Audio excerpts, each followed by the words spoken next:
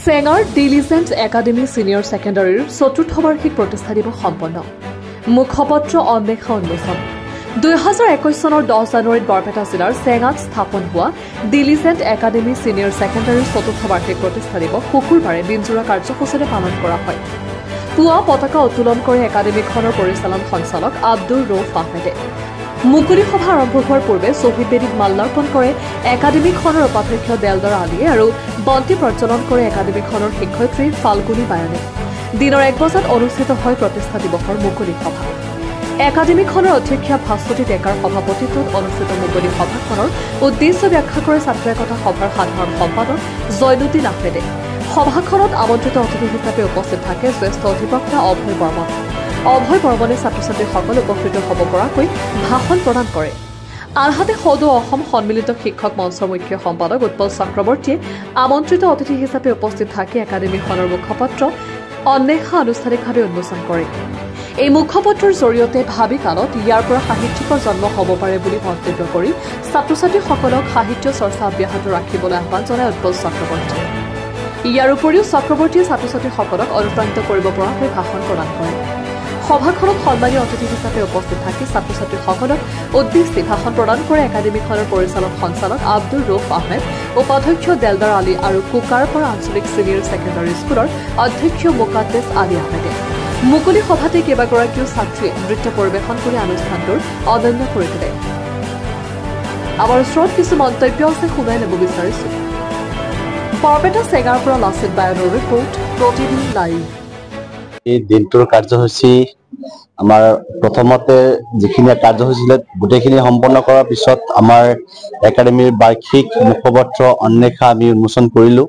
গতিকে আজিৰ দিনটো আমাৰ কাৰণে বাৰুকৈ আনন্দৰ দিন এই কাৰণেই যে 2014 চনৰ আজিৰ এই দিনটোত অৰ্থাৎ শুক্ৰবাৰৰ দিনটোত 10 জানুৱাৰী তাৰিখে আমি ডিলিজেণ্ট একাডেমী প্ৰথমখন জন্ম দিবলৈ সক্ষম হৈছিলোঁ পদ্মপাৰাত, আৰু তাৰপিছত চেঙাত 2021 চনৰ 10 জানুৱাৰী তাৰিখ আমাৰ এইখন অনুষ্ঠান জন্ম হৈছিলে। গতিকে আজিৰ দিনটোৰ যিখিনি কাৰ্যসূচী প্ৰত্যেকটো কাৰ্যসূচীতে আমি সাফল্যমণ্ডিত কৰিছোঁ বুলি ক'ব পাৰিম, যিহেতু কোনো ধৰণৰ অসুবিধাৰ সন্মুখীন হোৱা নাই।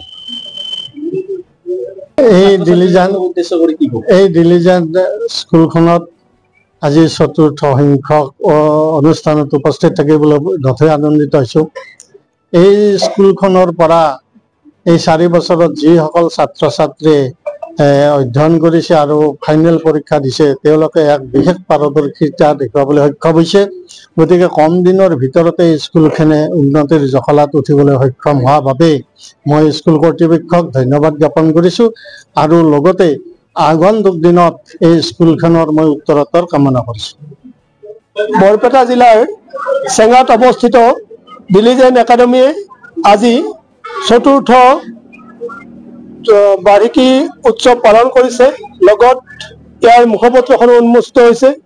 এই অনুষ্ঠানটোত আজি উপস্থিত থাকিব পাৰি সঁচাকৈ নিজকে ভাগ্যৱান বুলি ভাবিছোঁ, কাৰণ এই অনুষ্ঠানটোই আনন্দিত হৈছোঁ এইকাৰণেই যে 10ম শ্ৰেণীৰ ছাত্ৰ ছাত্ৰীসকলে এইবাৰ প্ৰথম চূড়ান্ত পৰীক্ষাত অৱতীৰ্ণ হ'ব, তেওঁলোকলৈ আমি শুভেচ্ছা জনাইছোঁ। লগতে দ্বাদশ শ্ৰেণীৰ ছাত্ৰ ছাত্ৰীসকলে এইবাৰ কলা শাখাত প্ৰথম অৱতীৰ্ণ হ'ব আৰু ইতিমধ্যে 3টা বিজ্ঞান শাখাত 3টা বছৰ সুখ্যাতিৰে এই অনুষ্ঠানটোই নতুন মাত্ৰা প্ৰদান কৰিছে।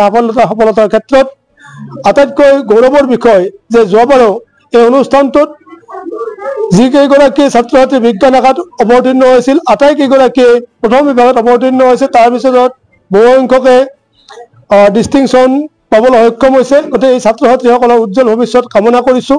এই অনুষ্ঠানটো বৰপেটা জিলাৰ চেঙাৰ লগতে অসমত জিলিকি উঠক, ৰাষ্ট্ৰীয় পৰ্যায়ত ই সুনাম লাভ কৰক, তাৰে কামনা কৰিছোঁ। আজি শুভ মুহূৰ্তত আটাইলৈকে মই ধন্যবাদ জনাইছোঁ। অন্বেষা নামৰ মুখপত্ৰখন প্ৰথমবাৰৰ কাৰণে উন্মোচিত হৈছে। এইখনত ছাত্ৰ ছাত্ৰীসকলৰ তেওঁলোকৰ চিন্তা চেতনাক জাগ্ৰত কৰিবলৈকে ইয়াৰ কৰ্তৃপক্ষ যিদৰে এখন কষ্টসাধ্য কাম কৰি তুলিছে তাৰ কাৰণে মই শুভেচ্ছা জনাইছোঁ। আৰু ইয়াৰ জৰিয়তে ছাত্ৰ ছাত্ৰীসকলে ভাবি কালত সাহিত্যৰ চৰ্চাত সাহিত্যৰ ক্ষেত্ৰত এক নতুন মাত্ৰা প্ৰদান কৰিব বুলি ভাবিছোঁ। এই মোৰ আজিৰ দিনত অন্বেষালৈকে পুনৰ শুভেচ্ছা জনাইছোঁ।